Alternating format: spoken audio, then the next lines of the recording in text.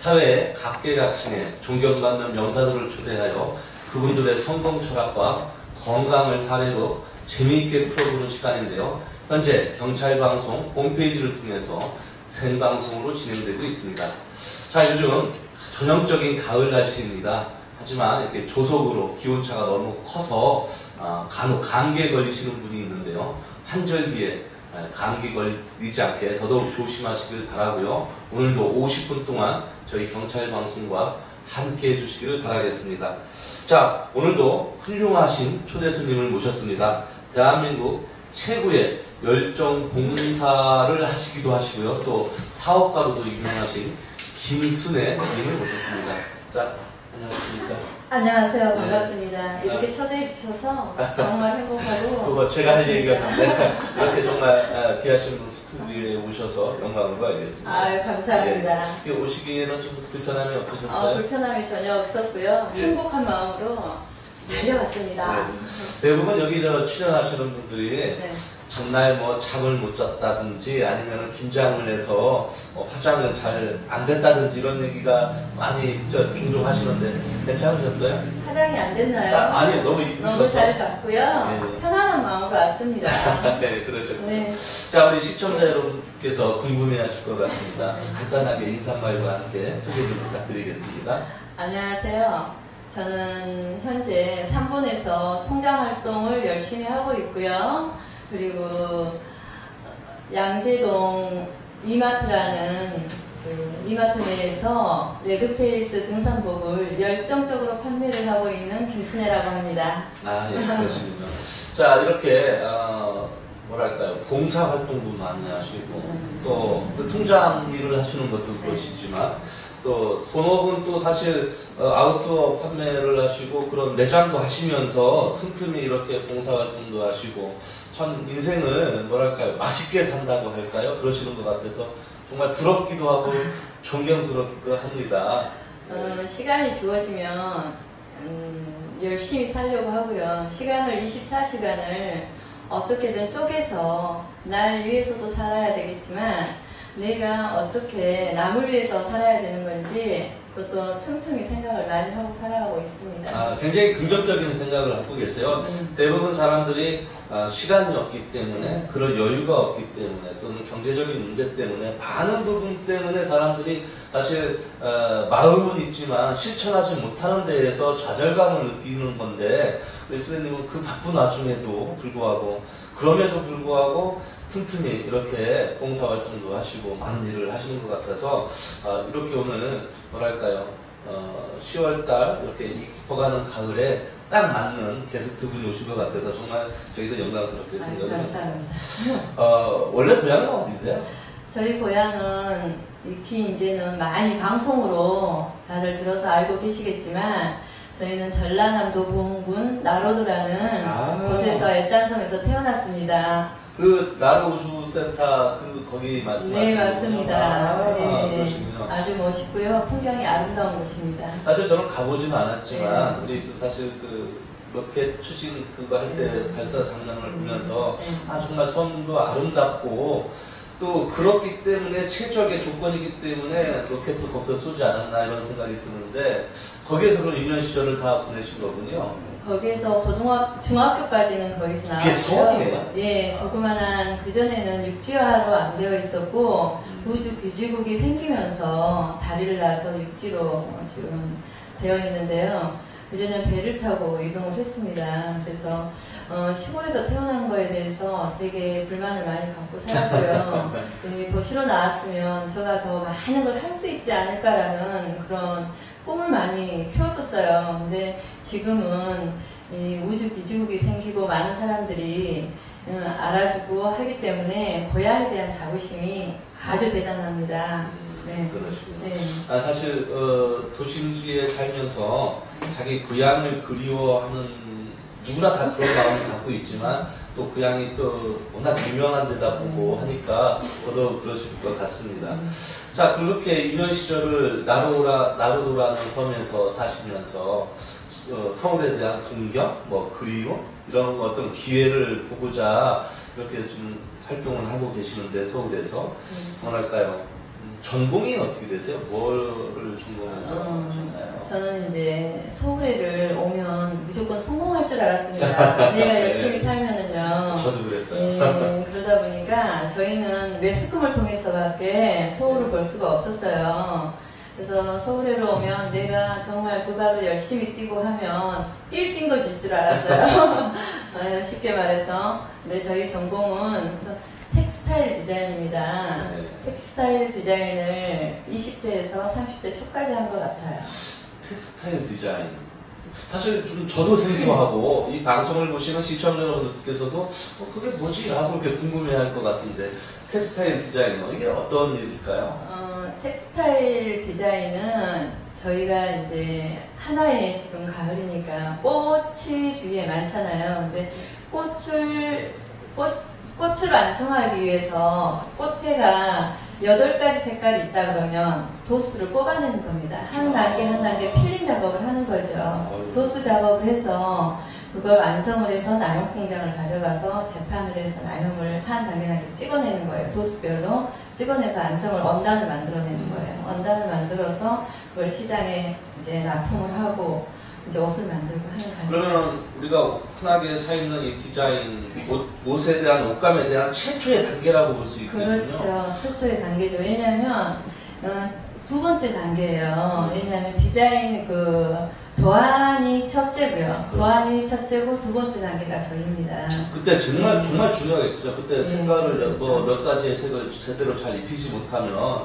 아무리 좋은 원단이라도 디자인이나 어떤 물감이 색채가 제일 배기지 않을 테니까. 그렇게 생각할 줄 알았습니다. 왜냐하면 그래요? 저희는 필름 작업은 먹물로 합니다. 네, 먹물로 손으로 다 섬세하게 다 그려냅니다. 그려내서 그 배색이라고 하는 것은 나염 공장에서 색상을 만들어냅니다. 도술은. 그렇기 때문에 첫째 작업은 저희가 사진을 찍었을 때 필름 작업이라고 보시면 됩니다.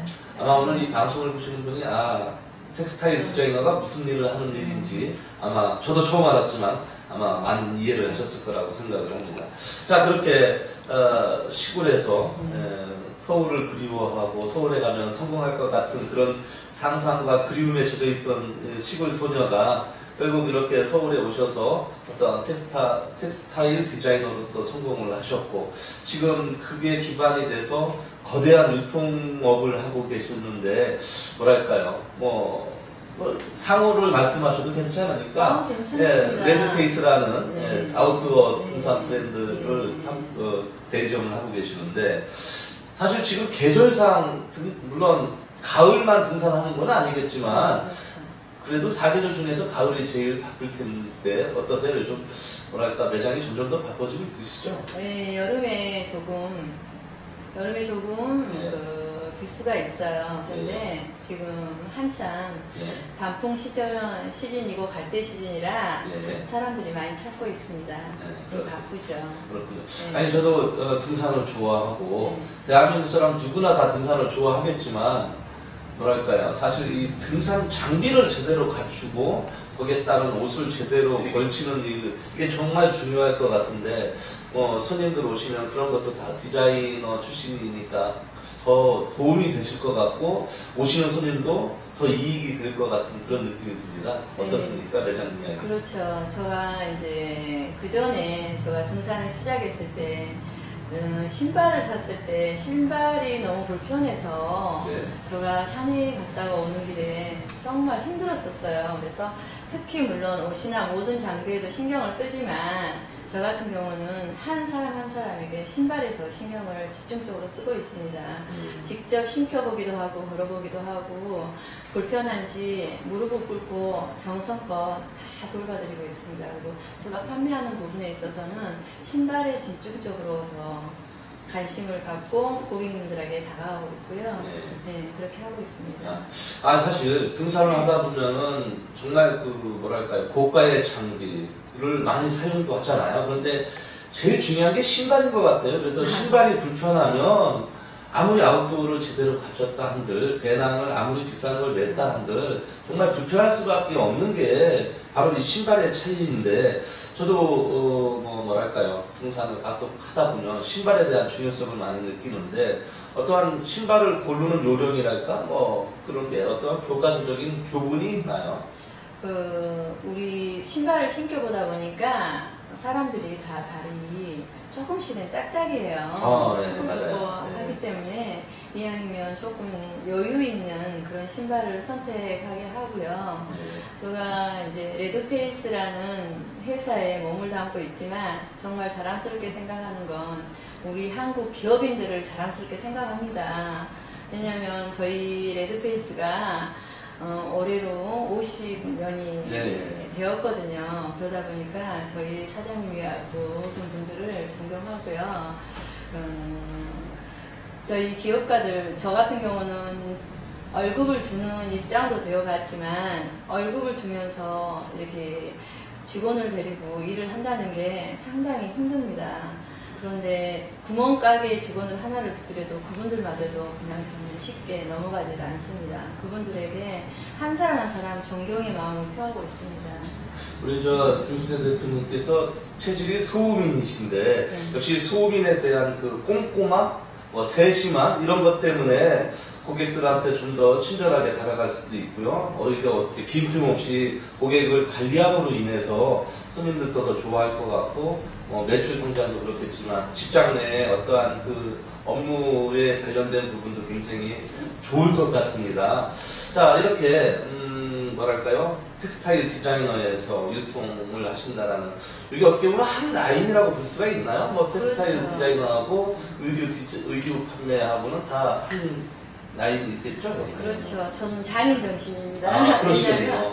왜냐하면 처음에 서울에 왔을 때는 마땅한 직장이 없어서 봉직 공장에 처음에 취직을 했어요. 봉직 공장에서 아이롱이라고 그러더라고요. 다리미 하는 거요. 근데 그걸 하면서 나는 꼭 이 회사의 사장이 되겠다라는, 사장이 돼야지만 내가 성공을 했고 어느 목표가 있었기 때문에 나는 봉직 공장에 몸을 담고 있어도 부끄럽다는 생각이 전혀 안 들고요.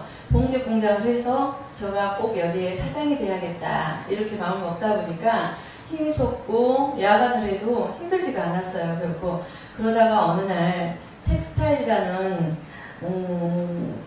텍스타일을 운영하시는 분이 지하철에 가방을 놓고 내리셨어요. 그래서 그게 인연이 되었고요. 그래서 이제 가방을 찾아줘서 그분을 만났는데 그분이 텍스타일 디자인을 하고 계시는 사장님이셨어요. 그래서 잠깐 차를 마시면서 이야기를 주고받다가 그 텍스타일을 해보지 않겠느냐라고 해서 제가 텍스타일을 과감하게 이 일을 줬고 텍스타일을 했습니다. 왜? 봉직 공장과 텍스타일도 다 원단 쪽이었기 때문에 해도 텍스타일을 해야지만이 섬유 업종에 더 크게 나가지 않을까. 무역도 할 수 있고 또 그 서울 시내가 아닌 거기에서 잠깐 동안 이야기를 했을 때 내가 서울에서 꿈을 꿨는데 해외로도 내가 발을 디딜 수가 있지 않을까. 더 크게 나가야겠다라는 생각을 해서 과감하게 모든 걸 줬고 다시 텍스타일을 선택을 했습니다.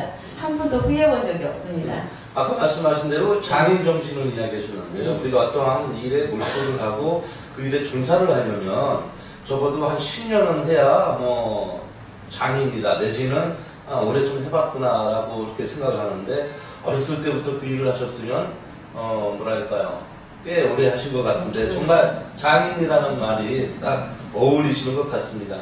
자, 등산 얘기 잠깐 한번 해볼까요? 지금 저 계절이 이제 가을인데다가 가을에는 책 읽어도 좋은 계절이고 뭘 해도 좋은 계절이지만 역시 이 단풍이라든지 산에서 주는 이 전기 문제로 인해서 등산을 빼놓을 수가 없을 텐데, 자, 뭐랄까요, 우리가 이렇게 등산 장비를 잘 구입을 해서 산에를 간단 말이죠. 그러면은 산에 다니면서 어떠한 주의사항 아니면은 뭐 이런 게 있을까요?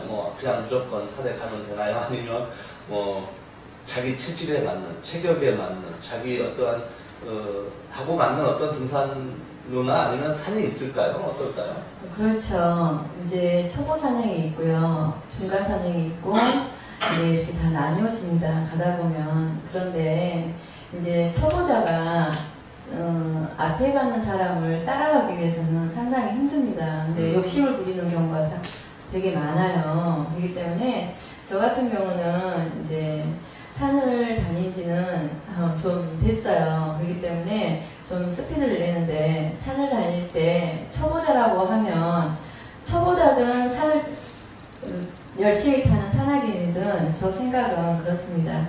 한 20-30분은 어밍업 하듯이 네. 산을 타시다가 내 몸에 활력이 어느 정도 탄력이 붙으면 그때 제 스피드를 찾는 게 우선이라고 생각하거든요. 그리고 산에를 가면 뭐랄까 산에 다니신 분들은 제가 느끼는 산이 좋아서 그런지는 모르겠지만 참 인성들이 참 좋으신 분들이고 양보심이 참 많으신 분들이 많아요. 그러다 보니까 산에 가면 사람을 만나서 좋고 풍경이 좋아서 좋은데 가다 보면 사진 찍고 막 이러다 보면 그 주위에 집중하다 보면 사고가 나는 경우가 있어요. 그런 데만 좀 주의를 하신다면 산은 안전한 산행이라고 보거든요.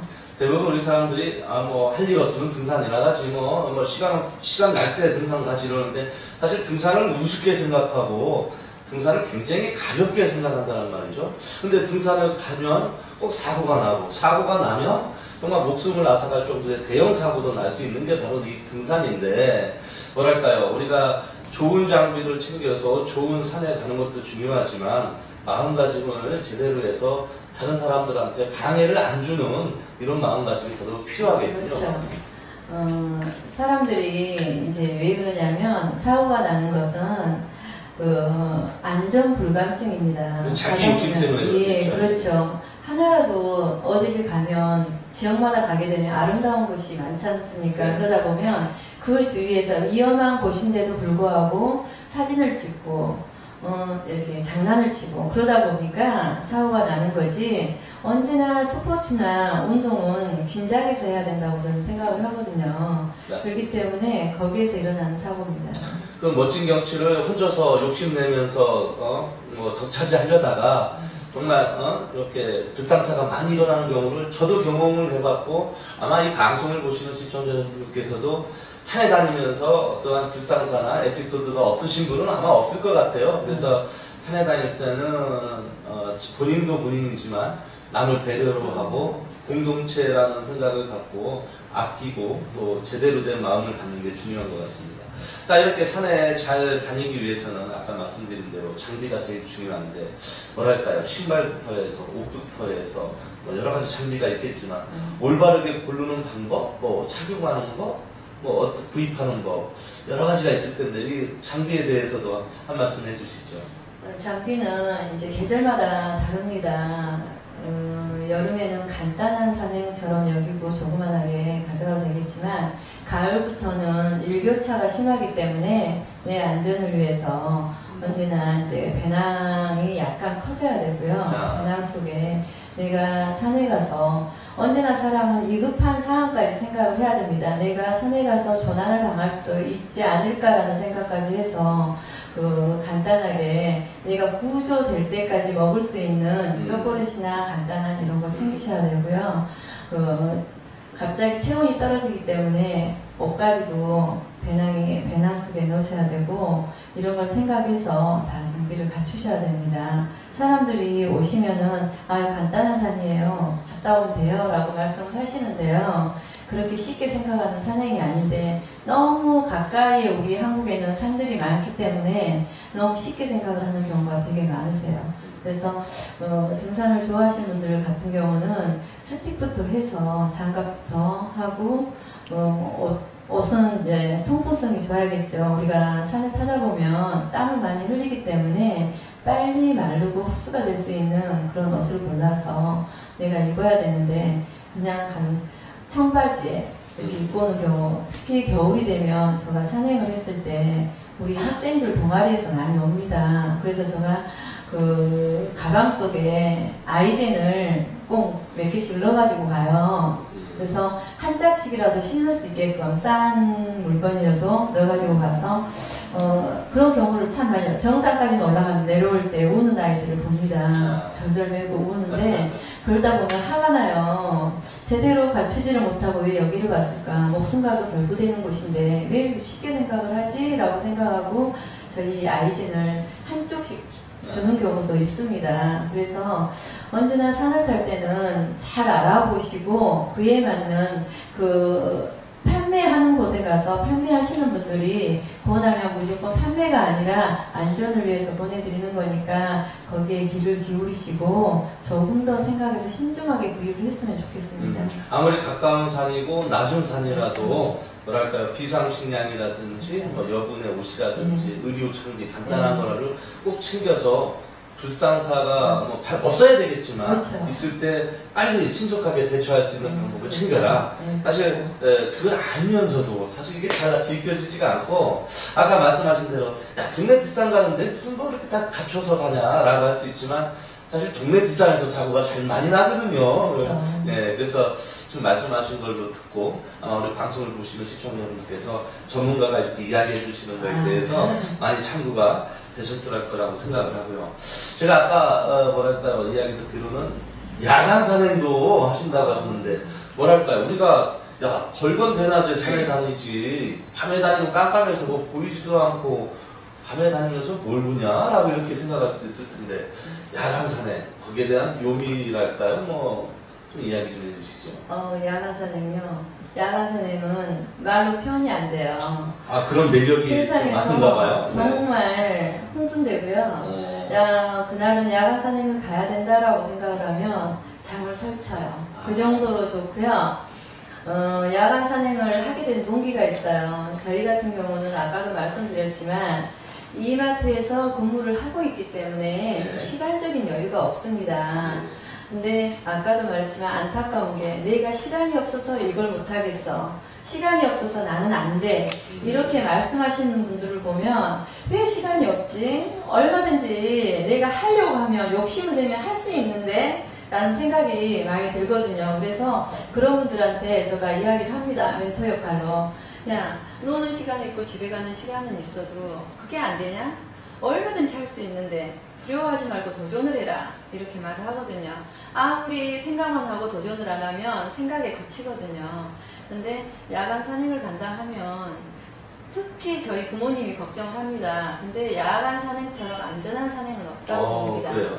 왜냐면 야간 산행은 이 헤더랜턴에 의지를 해서 모든 걸 집중해서 올라갑니다. 오히려 더 집중이 잘 된다? 예, 이 시선이 분산되지가 않아요. 그렇기 때문에 안전산행이지만 낮산행은 주위의 경치가 너무 아름답다 보니 주위의 경치에 도취돼서 감탄사를 자아내다 보면 그 사고가 꼭 납니다. 그렇지만 야간 산행은 1대1 산행이라고 보면 됩니다. 내 하나를 위해서 집중해서 올라간 한 길을 바로 보고 올라가기 때문에 사고율이 전혀 없습니다. 네. 낮에 이렇게 펼쳐지는 파노라마의 어떤 그 매력은 없어도 밤에만 펼쳐지는 뭐 밤하늘의 별부터 해서 뭐랄까요, 집중되는 그러한 그 고도의 집중력 때문에 오히려 사고율도 낮고 더 재미가 있고 그런 매력이 있군요. 그 여름이 되면 집에서 다 뭐 에어컨도 틀고 막 이러지 않습니까? 근데 저희가 지금 주로 하고 있는 야간 산행은 관악산 야간 산행인데요.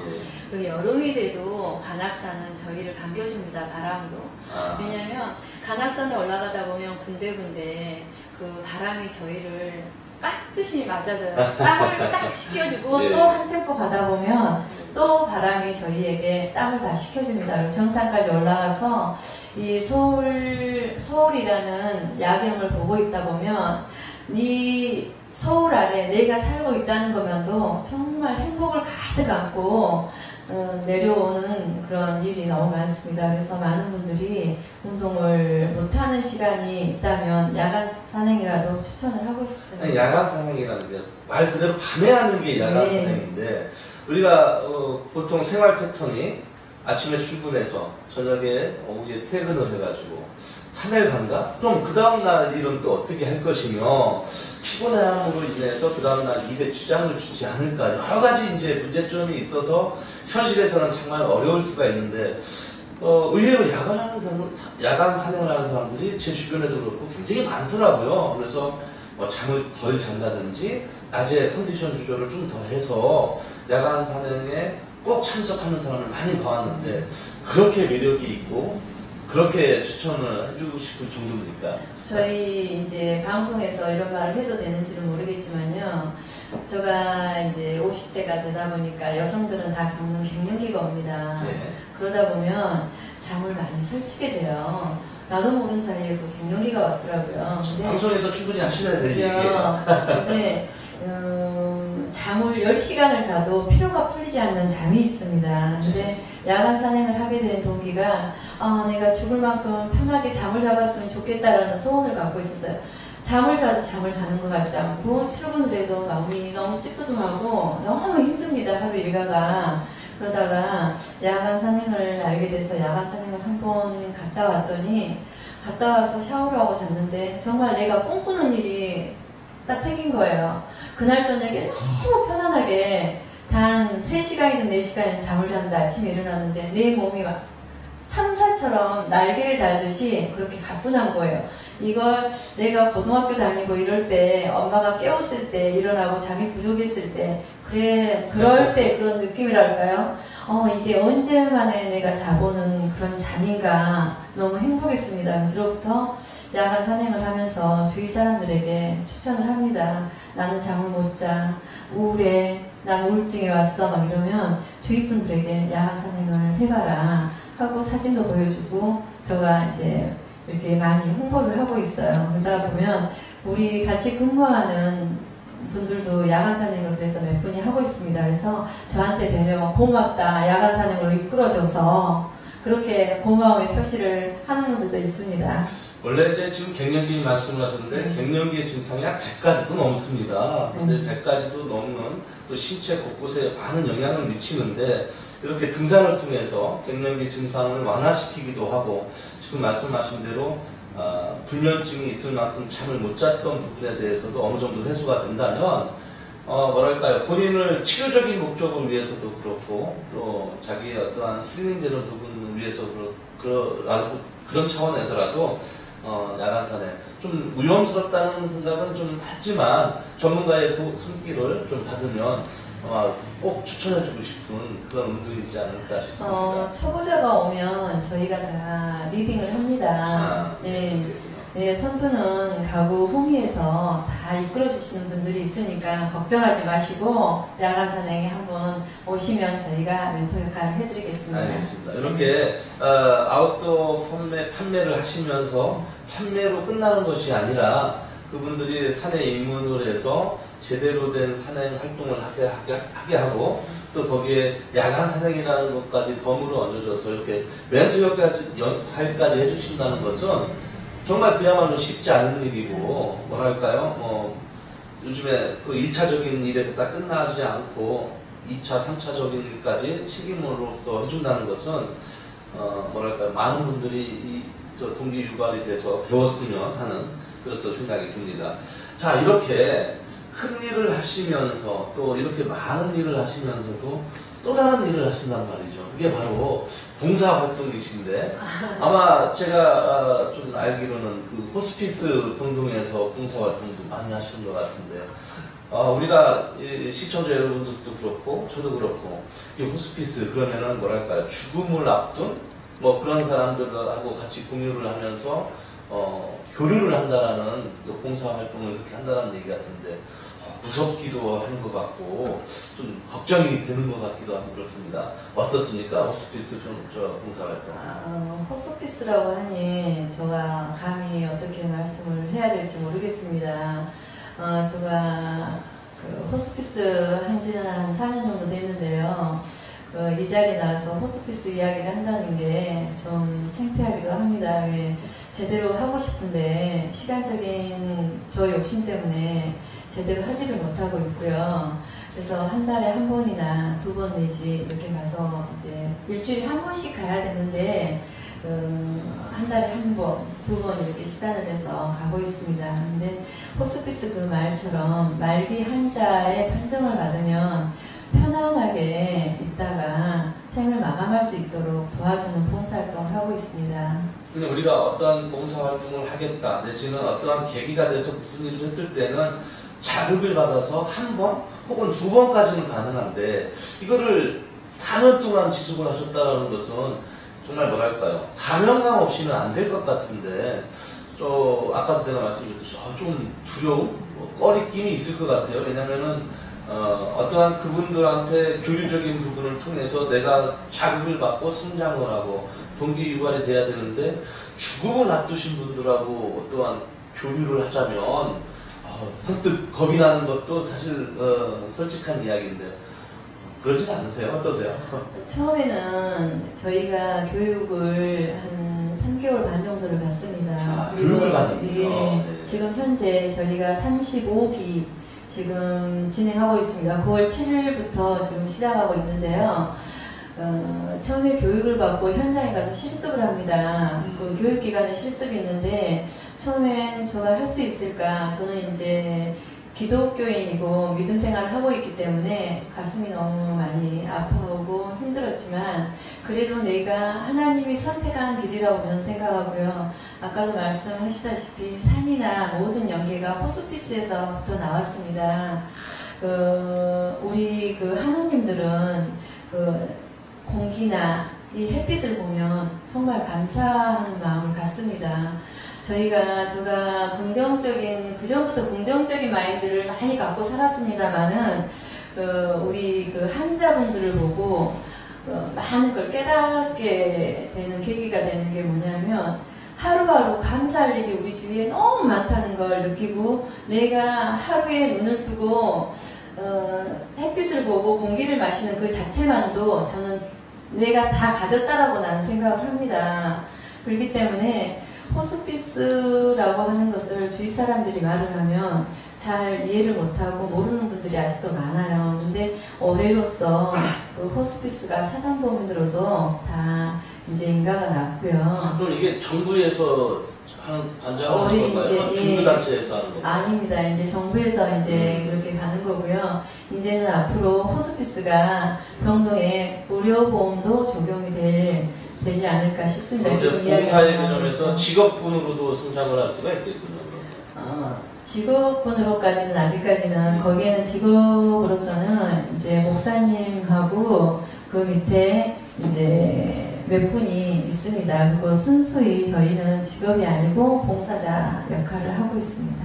아니 쭉 이야기를 듣다 보니까 정말 이 등산 계절이기 때문에 정말 대장도 정신없이 바쁘실 테고 어제도 제가 방송 때문에 뭐 잠깐 이야기를 하려다 보니까 12시 넘어서까지도 자정이 넘어서까지도 일을 하시면서 오늘 이렇게 또 아침에 방송을 나오신 건데 이렇게 바쁜 일을 하시면서도 틈틈이 호스피스 일도 하시고 또 등산도 하시고 게다가 야간 산행도 하시고 또 한 가지 지금 제가 또 마침 드릴 질문이 청소년 관련한 어떠한 멘토 역할도 하시고 정말 하시는 일이 많다는 말이죠. 이 일을 대부분 우리가 사상체질로 얘기할 때 소음인 하면 소음인이 저질 체력이다 뭐다 하는데 소음인으로서 이걸 감당할 수가 없을 정도 같아 보이세요. 그런데 다 하고 계신 거 보면 정말 열정이 대단하시다 이렇게 생각을 하시는데 아까 말씀드린 대로 청소년 어떤 관련한 어떤 멘토 역할 상담 이런 것도 하시기도 유명하신데 어떤 일입니까? 청소년 멘토 역할이라는 게. 멘토 역할이라기보다는 이제 쉽게 말을 해서 저희 이제 아이 이야기가 나올 수밖에 없는데요. 네. 청소년기가 되다 보면 누구나 다 겪는 사춘기가 있습니다. 네, 그렇죠. 아이들이 조금 삐뚤게 나가는 경우가 있는데요. 그럴 때 무척 부모님들이 당황하고 힘들어하십니다. 그랬을 때 우리 학교 다닐 때 우리 아이가 어느 아이들에게 좀 맞고 해서 그 부모님들을 한 분 한 분 찾아가 뵌 적이 있었어요. 그랬을 때 거기가 그 바깥에서 아이들이 가출을 하고 바깥에서 생활하는 아이들은 물론 부모님들이 거기가 손을 놔버린 상태고 관심을 보이지를 않더라고요. 그래서 그게 너무 가슴 아프고 그런 아이를 제가 이렇게 감싸줬던 적이 있어요. 근데 그런 아이가 또 저희를 찾아와서 고맙다고도 우리 아이를 때리고 돈을 뜯고 했던 아이가 와서 저에게 눈물을 흘리면서 고맙다라는 말씀을 하고 또 이런 상황에서 제가 힘들다 이런 마음의 문을 열었을 때 그런 데에 대한 보람이 아주 큽니다. 어떠한 그런 그 자식에 대한 사례가 이렇게 청소년들한테 많은 코칭을 해주고 멘토 역할을 해주시는 이런 자리까지 오셨을 거라고 생각을 하고요. 실질적으로 사시는 곳에서 뿐만 아니라 많은 곳에서 청소년 멘토 역할을 하시기로 유명한 걸로 또 제가 또 알고 있습니다. 그래서 앞으로 뭐랄까요, 이러한 많은 일을 하시려면 좀 더 건강하셔야 되고 좀 더 자기 몸을 잘 챙기셔야 될 것 같은데, 자, 이렇게 많은 일을 하시다 보면 본인만의 어떠한 좌우명, 철학, 이념 이런 게 있을 것 같아요. 나는 이런 기준으로 여지껏 인생을 살아왔으며 이러한 목적하에 많은 사람들한테 멘토 역할을 해준다. 본인만의 어떠한 삶에 대한 좌우명이라든지 이런 게 있으면 좀 이야기해 주세요. 특별한 좌우명은 없고요. 제가 살면서 아주 힘들었던 상황에 가만히 생각을 해보면 그래도 사람으로 인해서 취해서 사람으로 인해서 상처도 많이 받지만 사람으로 인해서 치료도 받는 것 같아요. 네, 맞습니다. 그래서, 공감합니다. 네, 그러다 보니 사람 주위의 분들이 저를 많이 도와주고 내 스스로가 만족을 하는 게 뭐냐면 나는 내가 결코 삐뚤게 나가지 않고 온전하게 바르게 살았구나. 우리 아이에게도 정말 자랑하고 싶은 부분 중에 하나인데요. 주위 분들이 많이 이제 도와주는 대신에 제가 주위 분들의 손길이 필요하다면 저는 제가 아프고 쓰러지는 그 단계가 와도 내 손길이 필요하다면 저는 달려갈 그런 마음가짐이 있고요. 또 제일 중요한 건 내 주위의 지인들입니다. 지금 만나고 있는 모든 사람들이고요. 저를 알고 있는 모든 분들이 저는 내가 살아오는데 제일 큰 역할을 했다고 봅니다. 우리가 흔하게 어떠한 일에 빠지게 되면 좀 너무 집착한다 이런 얘기도 하는데 오늘 듣고 보니까 뼛속까지 정말 뼛속까지 봉사활동을 하시고 남을 도운 일에 이렇게 매진을 하시는 어떠한 그런 좌우명, 철학적인 개념 때문에 오늘날 이렇게 많은 분들한테 존경받는 사람이 되지 않았나 싶은데 뭐랄까요, 성공 비결? 우리 많은 이 방송을 보시는 시청자 여러분들한테 동기유발이 될 수 있는 어떠한 그런 멘토적인 이야기 좀 해주십시오. 성공에 대한 이야기, 그런 거. 특별한 건 정말 저와 지금 50년 살면서 특별한 건 없고요. 긍정적인 마인드를 누구보다도 더 많이 갖고 살지 않았나 싶어요. 한 번도 제가 사업에 실패를 하고 정말 아까도 오면서 잠깐 이야기를 했지만 저 사업체가 시청 쪽에가 있었는데 제가 사는 곳은 용두동이었습니다. 그런데 거기까지 갈 차비가 없었어요. 지하철 차비가 없어서 힘든 상황에 그때 경찰서에 저희 주민등록증을 맡기고 5,000원을 빌린 적도 있고요. 그렇지만 그래도 그렇게 힘든 상황이 돼도 한 번도 내가 힘들다라고 생각을 해본 적이 없었던 것 같아요. 그리고 지금도 역시 물질로 풍부하고 내 생활이 여유가 있고 이래서가 아니라 내 자신은 한 번도 힘들다, 힘들어서 이걸 놓고 싶다 이런 적이 없어서 모든 분들이 힘들고 지칠 때 주위를 한 번 더 살펴본다면 그래도 살만한 세상이고 즐거운 세상이라고 봅니다. 할 일이 너무 많습니다. 그렇게 초긍정적인 마인드가 오늘날 우리 김순애 대표님을 있게 했고 또 그러한 초긍정적인 생각을 우리 시청자 여러분들이나 많은 분들한테 메시지로 던져주고 싶은 그런 내용에 저도 공감을 합니다. 그래서 이렇게 어떠한 위기 상황이 닥쳤거나 어떠한 현실에서 내가 감당할 수 없을 만큼 힘든 일이 닥쳤을 때 정말 마음먹기에 따라서 그 일을 헤쳐나갈 수가 있을 것이고요. 아까 말씀하셨듯이 사람 때문에 망하지만 사실 또 결국 일어서는 것도 사람 때문에 일어섰더라는 얘기죠. 그래서 자기의 어떤 인맥 교류 또 내지는 콜라보가 잘 돼가지고 많은 사람들하고 협업이 잘 된다면 그 사람의 인생은 성공한 인생이요. 또 그 사람이 어떤 갖고 있는 철학적인 부분으로 많은 사람들한테 영향을 줌으로 인해서 본인도 자부심을 느끼는 그런 삶이라고 할 수가 있을 것 같은데요. 제가 쭉 이야기를 들어보니까 우리 김수현 대표님도 고흥 나로도 섬에서부터 지금 이 시간까지의 쭉 과정이 그렇게 남들한테 선한 영향을 주는 초긍정적인 그런 마인드를 갖고 계신 분이 아닌가 싶습니다. 부모님의 영향이지 않을까 싶어요. 저희 부모님 같은 경우는 배우지를 못하셨잖아요. 옛날 분들 같은 경우는. 그렇죠. 그런데 아주 남한테 베풀기를 좋아하시고요. 뭘 하시면 그 바구니 해서 집집마다 저희한테 심부름을 시킵니다. 그때는 정말 싫었었어요. 예. 아까 이제 저희 아버님이 배를 하셨는데 그 고기를 이제 생선을 가져오시면 조그마한 바구니에다 해서 집집마다 나눠주는 그런 모습을 보고 자라서 베푸는 마음이 더 큰 걸 깨닫고 자랐던 것 같아요. 그래서 지금도 제가 어느 정도 여유가 있고 제가 생활에 간다면 베풀면서 살고 싶습니다. 아마 그 마인드가 그러한 마인드가 많은 사람들한테 감동을 주고 반드시 사업적인 목적에서 뿐만 아니라 인간 살아가는 그런 기분 신성에도 많은 도움이 되실 거라고 생각을 합니다. 자, 이렇게 엄청난 일을 많이 하시고 또 관리를 하시면서 건강이 정말 걱정이 돼요. 뭐 제가 아까 소음이는 저질체력이요 뭐 했는데 사실 걱정되는 게 사실인데 본인만의 어떠한 건강법이랄까요? 뭐 운동법. 아까 뭐 등산을 워낙 잘 하시고 많이 하시지만 또 다른 뭐 운동법이 있나요? 아니면 등산을 계속 하시나요? 등산으로 일단은 등산을 많이 하고 있는 편이고요.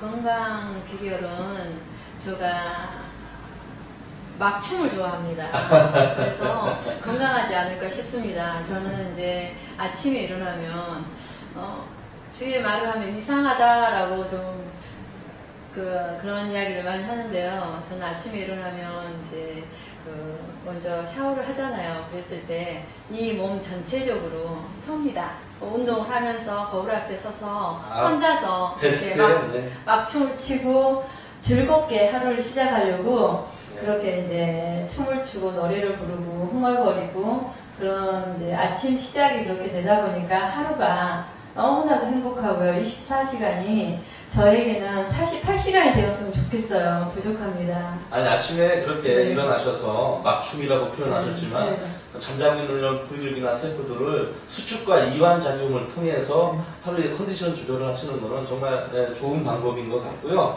뭐랄까요. 더더욱 아침마다 막춤을 잘 추셔서 더더욱 건강하셔서 많은 사람들한테 선한 영향을 주셔야 됩니다.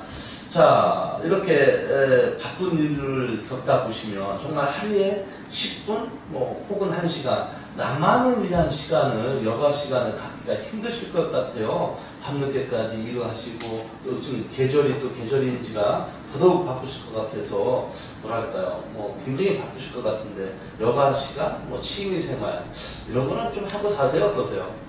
요가 생활이라고 하는 것은 특별히 여가 생활을 내가 이렇게 해야 되겠다가 아니라 내 생활 속에서 여가 생활을 하는 것 같아요. 제가 알기로는 그 문화예술에 관심이 많으셔서 창을 하신다고 들었는데 지금 창할 시간이 없어서 제가 노래는 정말 훔칩니다. 근데 어느 날 제가 노후를 누구나 다 생각할 겁니다. 노후를 생각하다 보니 내가 과연 60이 돼서 뭘 하고 살아갈까 이런 생각을 불현듯 하게 되었을 때 그래도 60이 돼서 하게 되면 그전에도 이제 창이나 이런 게 관심이 있었어요. 근데 저희 아버님이 그 창을 무척 듣는 걸 좋아하십니다. 그래서 내가 아빠 그 칠순 때 내가 창을 열심히 배워서 한번 꼭 한 곡조를 불러드리고 싶다라고 했는데 그걸 하지를 못했어요. 그러다 보니 이제 시간을 내서 등록을 했습니다. 학원에 등록을 했는데 아까도 말씀하셨다시피 저희는 상비 업종에 근무를 하고 있습니다. 그러다 보니까 그 학원 시간을 맞출 수가 없는 거예요. 한 달 수강을 해놓고 두세 번밖에 갈 수가 없는, 또 한편으로는 돈도 아깝기도 하고 그렇죠. 그렇더라고요. 그래서 지금은 인터넷으로 저희 스승님이 인터넷을 해서 보내놓으면 저희 스승님 보시고 이제 거기에 수정을 해서 이 부분은 이렇게 해라 라고 이제 가르쳐 주시고 한 구절 이제 선생님이 보내줍니다. 그러면 지금은 사철가를 배우고 있는데요. 사철가를 다음에는 열심히 해서 한번 이 자리에 와서 멋지게 한번 불러볼까요? 그런 기회가 한번 있었으면 네. 좋겠습니다. 자, 이렇게 바쁘신 와중에도 불구하고 많은 일을 함에도 불구하고 본인의 어떠한 자기 발전, 자기 보상, 또 본인의 어떠한 그 생산성을 위해서라도 이렇게 많은 또 취미 활동도 하시고 또 말씀하신 대로 이 차항도 하시는 것은 뭐랄까 건강백세의 가장 기본적인 힐링 방법의 하나인 것 같습니다. 자, 오늘 이렇게 많은 이야기 들어봤는데요. 앞으로의 5년, 앞으로의 10년, 그때도 우리 김순애 대표님 이렇게 봉사활동 하시면서 많은 것들하고 교류를 하고 있을까요? 어떨까요? 그렇죠. 앞으로의 계획이? 그렇죠. 앞으로도 이 일은 저희가 레드페이스라는 회사에 계속 저희 회사에서 저를 자르지 않는 한은 레드페이스를 계속 할 거고요. 그리고 제가 주어진 본업처럼 봉사활동도 열심히 하면서 정말 시간이 주어지지 않아서 힘든 경우가 되게 많아요. 아까도 말씀하시다시피 창을 하는데 시간이 없습니다. 이걸 여러 가지를 하다 보니까 그래서 집에 가서 인터넷으로 잠자는 시간에도 귀에다 꽂고 창을 덮고 베개를 배에다 올려놓고 장구를 칩니다. 그 장구 흠이 없으면 창을 할 수가 없어요. 그러다 보니까 잠을 자야 되는데 이걸 해야 돼서 언제나 베개는 내 배 위에 올라가 있고 선생님이 가르쳐준 장단에 나도 모르게 손가락으로 치면서 잠이 듭니다. 원래 일고수 이명창이라고 해서 원래 사실 고수가 중요하죠. 장단이. 그러다 보니까 정말 내가 좀 시간이 아깝다, 나에게 좀 더 된다면 더 해서 국악방송국에 이제 진출하는 게 저의 목적입니다. 제가 봤을 때는 꼭 그러실 것 같고요. 또 소기의 목적을 달성하실 것 같습니다. 자, 오늘 이렇게 방송에 출연해 주셔서 너무 감사드리고요. 못다한 이야기랄까? 마지막 코멘터리나 멘트 있으면 한 말씀 해주시죠. 여기에서 잠깐 이 자리에 나온 거면 이 시청을 하고 계신 분들이 경기도 어려워지고 정말 힘든 상황에 다들 놓여져 있는데요. 생각을 하면 생각을 실천하는 사람들이 되었으면 좋겠고 주위에 힘든 사람이 있으면 한 번쯤 돌봐주고 주위 길거리에 누워 계신 분들이 있거나 하면 경찰서에 연락해서 진짜 추위에 떨지 않도록 도와주는 손길이 되셨으면 좋겠다라는 그런 생각을 많이 합니다. 네, 아마 오늘 이 방송을 보신 분들이 나도 좀 선한 마음으로 주변을 좀 둘러봐야 되겠다, 또는 자아 발전을 위해서 나도 취미생활도 좀 하고 또 계절이 계절인 만큼 등산도 좀 해야 되겠고 또 이왕이 등산할 거 레드페이스 대점에 가서 우리 김순애 대표님도 만나지 않을까 싶습니다. 오늘 방송에 출연해 주셔서 너무 감사드리고요. 앞으로도 이렇게 많은 사람들하고 교류하면서 협업하면서 건강하시길 빌겠습니다. 당연하죠. 저는 사람이 보물입니다. 오늘 방송에 출연해 주셔서 너무 감사드립니다. 네, 감사합니다. 예. 즐거웠습니다. 네. 자, 오늘 방송을 보신 시청자 여러분 어떻게 보셨습니까? 나의 이야기가 세상 이야기가 되고 그럼으로 인해서 많은 분들에게 선한 영향을 미치고 계시는 김순애 대표님이야말로 이 시대에 진정한 해피바이러스가 아닌가 생각을 해보면서 많은 분들에게 기감이 된 그런 정말 소중한 시간이었기를 빌어봅니다. 자, 장석근의 토크쇼 건강백세를 잡아라는요, 시청자 여러분들도 이 자리에 나와서 직접 출연도 하시고요, 방청객으로도 참여하실 수가 있습니다. 자, 시청해주신 시청자 여러분들께 정말 깊은 감사의 말씀을 드리고요. 다음 주에도 훌륭한 게스트분을 모시고 장석근의 토크쇼 건강백세를 잡아라로 여러분을 찾아뵙도록 하겠습니다. 시청해주신 시청자 여러분 감사합니다. 수고하셨습니다. 감사합니다. 너무 잘하셨어요. 말씀 잘하시는데 하나도